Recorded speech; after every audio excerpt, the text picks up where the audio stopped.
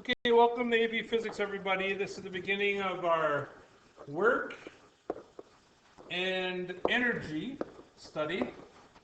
Okay, so I guess the first thing that we want to talk about is work. And work is defined as when a force causes an object to move, or that's one way it can be defined as. Work is defined as when a force causes an object to move. The work formula is work is force theta R or D, change in R or D, I said theta and delta. But that's not what you're going to see here for the AP equation. The AP equation then is force cosine, and it's either R or D. Cosine theta, I'll put R here. I think it might be D for the AP sheets. But I don't even like that. This is my definition of it. Work is force parallel to displacement. And I think that's probably the best working equation. So work is force parallel to displacement. So if we look at how this works, let's take a little bit of a box here. Let's say it's 10 newtons. Let's say we're tugging on that with another 10 newtons. And we'll say theta is 30 degrees. Well, let's back up a little bit first.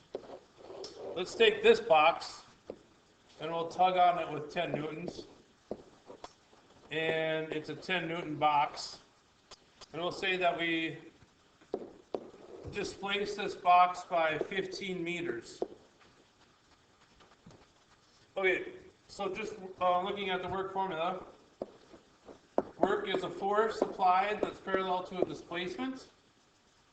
In this case, then work is going to be 10 newtons times 15 meters. Work is 150 joules. Okay, so that's the label for work is joules. That's spelled J-O-U-L-E-S in honor of James Joule. Okay, so that's pretty easy to figure out there, right?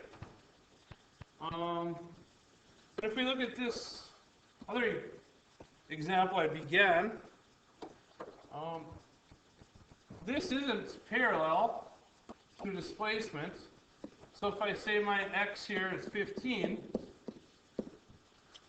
we can't use 10 newtons in this case, but we can use the part of that that's parallel. So another vector situation. So that'd be called cosine 30 times 10. Okay, and that's where that formula comes from. Is it always going to be cosine? No. It could be sine, it could be cosine, depending on how you set up your equations and how you do your math. So the AP or the College Board does put like cosines and sines in a lot of these equations, but I'll show you different symbols so you can actually know what to do in case you come up with a problem that cosine doesn't actually work, which you will in my class at least. So work then in this case is force parallel to displacement. Work here then is, okay, so in this case then the force that's parallel to the displacement would be cosine 30 times 10, and then the displacement would be 15. So your work in this case then would be times 15, or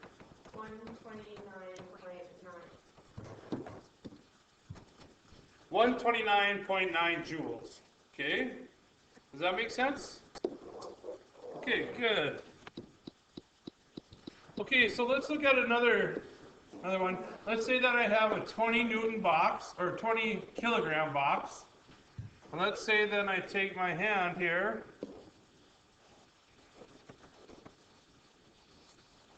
and I lift it. Let's say that I lift it for 6 meters. Okay. Question is, how much work do I do? Work is force parallel displacement. Work is, what's the force that I have to put on the box to lift it? Well, to make it simple, the force I would have to put on is 200 newtons over the distance of 6. So the work that I would do then is 1,200 joules of work. Okay, what was that? Yeah, so that's a good point, asking that, because if V sub naught equals 0, there needs to be a summation of forces that is bigger than 200 newtons to get that thing to go, right?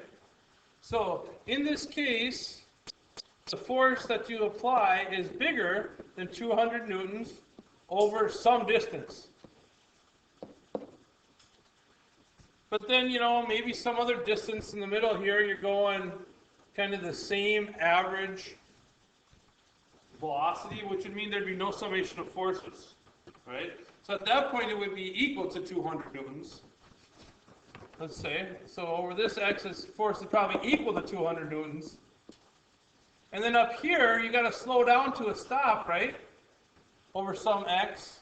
And in that case, the force then would be less than 200 newtons. So averaging all this together, you might rather say work is the average force times the parallel displacement. And if you would see a force distance graph of this situation, it would probably look like, something like this. And we would take then the area under the curve here, since it's force times distance, and we should get something that's the same as the average force times the distance. Okay, so good job. Thanks for thinking about that. Okay, we'll throw one other little example in here for you. So let's say that we're trying to look for T here. And we'll say that we move this crate across 20 meters. And we'll say that there's a smooth surface, so there's no friction. We'll say that the work we did was 2,000 joules. Okay, so we're looking for T. So if we look like this, we can see that this force is going to be the parallel force to the displacement. So if we find that, oh, we better put an angle on here. Say our theta is 10 degrees. So we're going to say that,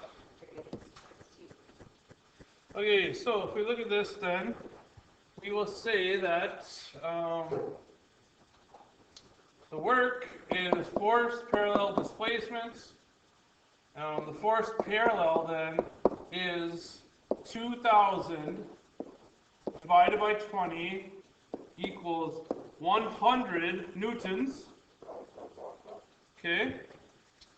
And to figure out T then, because we have T here, 10 degrees here, we've got 100 here. So the cosine of 10 is equal to 100 over T. So then T equals 100 divided by cosine of 10, which is 101.543 newtons. Okay? Okay, so now we got to talk about energy.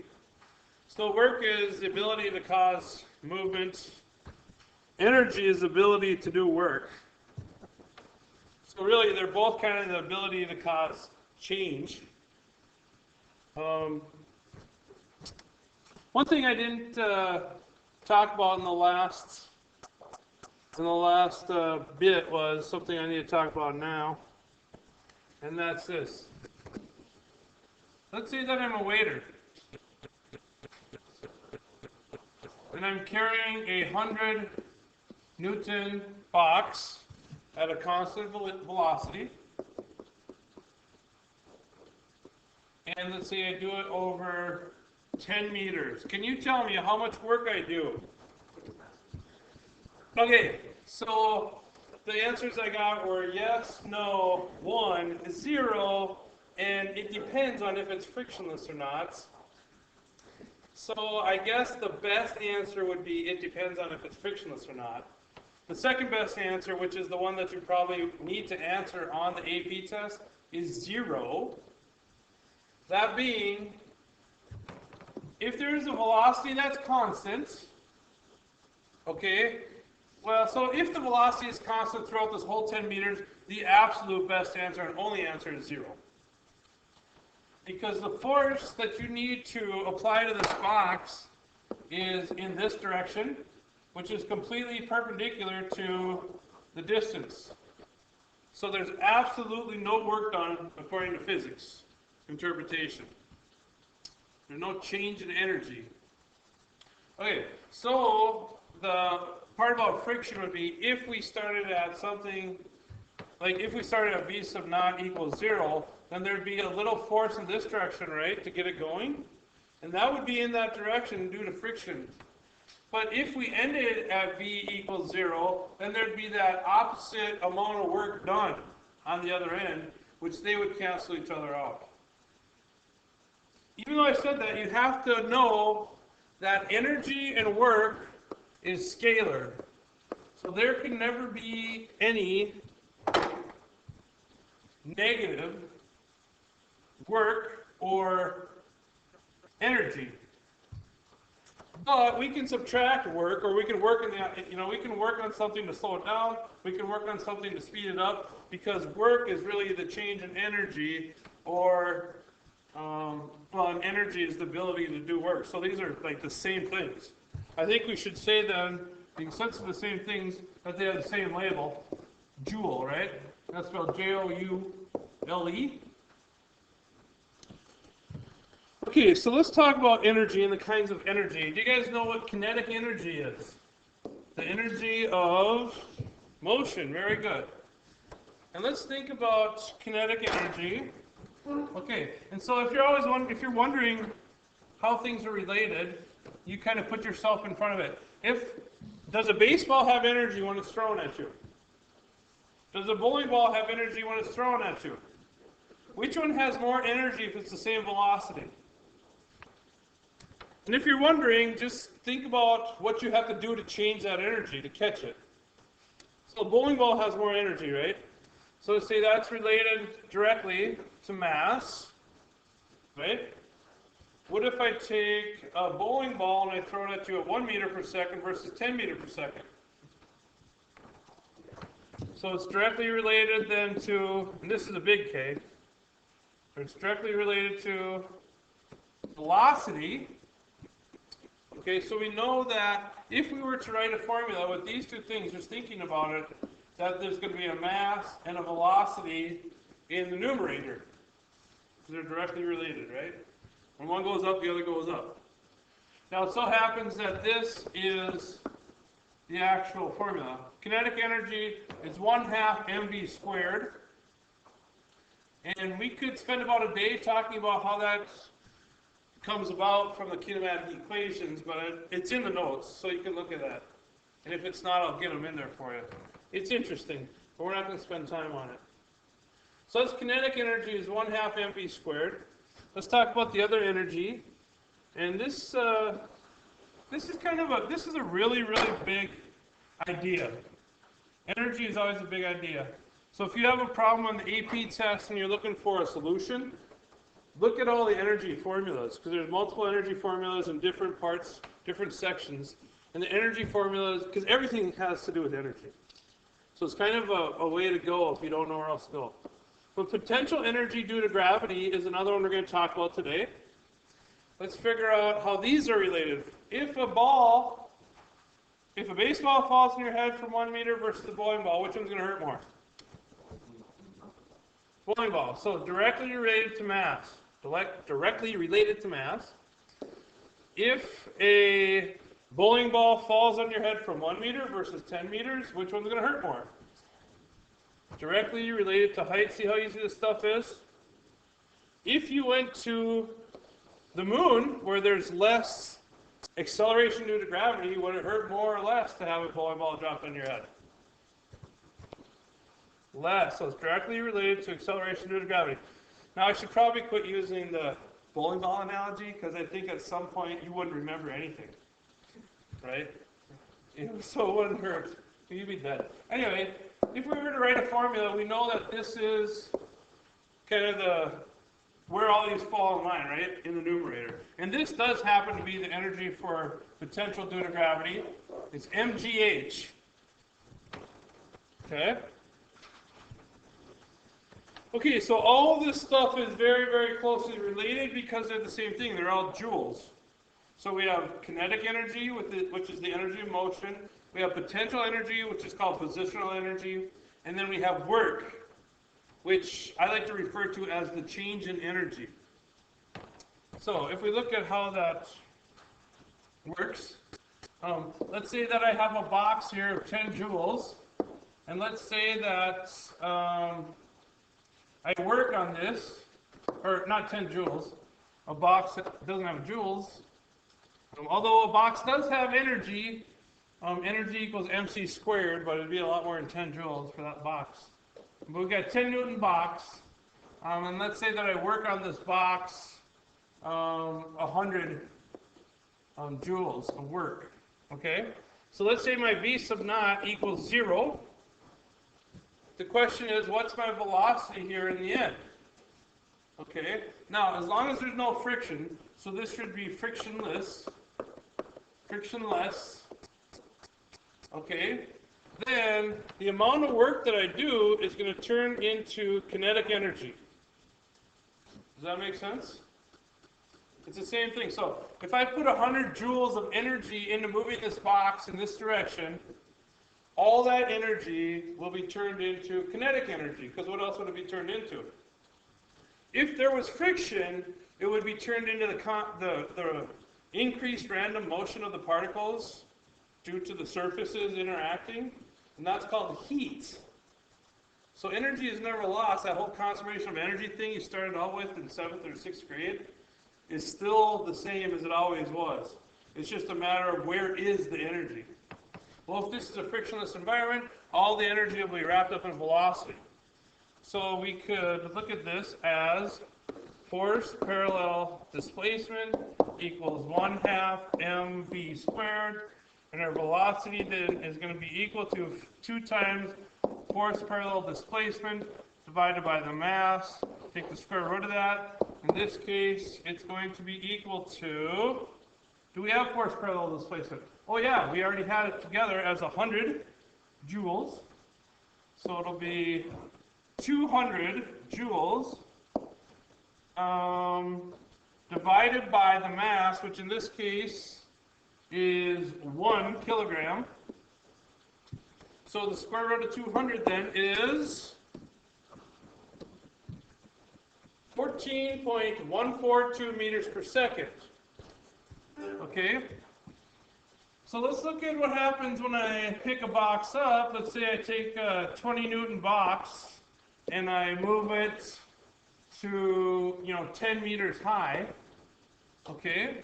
So am I working on this?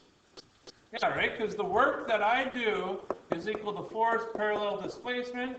The work in this case is 20 newtons on average over 10. The work is 200 joules. Okay? But now, if you watch me move the box with my hand, does it have any extra kinetic energy? No, because up here my velocity is 0. My initial velocity was 0. I had added force here, but less force there, and an average force of 200. So, if I worked on the box and there's no kinetic energy, something else worked on the box too. So what else worked on the box? Well, force parallel to displacement. My hand is forcing up on the box, What's forcing down? Right, so the force of the hand, and then the force of gravity. Those two are opposite in direction. So this is kind of where it's weird. You can have kind of a negative scalar, but it's like you're subtracting. So there is no vector. There's no vector part of energy, but you can still subtract work from a system. Okay, so the overall net work here then is actually 0. Okay. Now let's look at this though. Let's say that I move a box, 10 Newton box, and I move it 10 meters, and I have a velocity here that's equal to 20 meters per second. And let's say that this velocity is 0. Okay, so my question to you then would be, is there work done here? A net work? Yes, there is. How do we know that? Because we've changed the amount of kinetic energy that it has. So the work net here then is equal to the increase in kinetic energy, right? So the change in kinetic energy. So the work in this case is going to be equal to 1/2 mv squared. The work here then is equal to 1/2 of 1 is 0.5 for the mass, and the velocity squared is 400. So the net work that was done then is 200 joules. How much work did I actually do in order for that to happen? Well, it's going to be more than that, right? So we could do this a couple different ways, but the easiest way would be to figure out the work of the Earth, which would be 10 newtons times 10 meters. The work of the Earth then is 100 joules. So my work then equals 300 joules.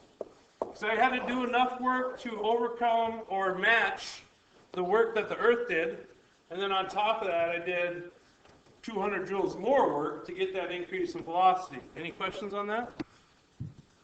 Okay, here's another little example. Let's say I take this 10 Newton box, okay, with my hand, and I move that 20 meters. Okay? So now the question is, the work that I've done is equal to what? Well, it's force parallel to distance, or displacement. I mean, work in this case, the force that's parallel here is 10 newtons, right? But the thing is, and it's 20 distance, so the work in this case is still going to be 200 joules. But you might consider this negative work because the force and the displacement are in opposite directions. So it's a retarding work, right? Because if my hand wasn't there, this thing would have a velocity that's not equal to 0, right? Because it'd be falling due to the work that Earth is putting on it. So in this case, before I showed that Earth had kind of a negative work. In this case, my hand is kind of having a negative work. So, because it's changing that energy that it would have had into, well, it's taking away the kinetic energy. So that would be a kind of a retarding work. So you might put negative there, keeping in mind that without a doubt, there's no absolute negative energy. But when you're talking about change in energy, then of course scalars can have negatives. Okay, hopefully that helps you for an introduction to this packet, and you can do at least that first worksheet. Have a good day.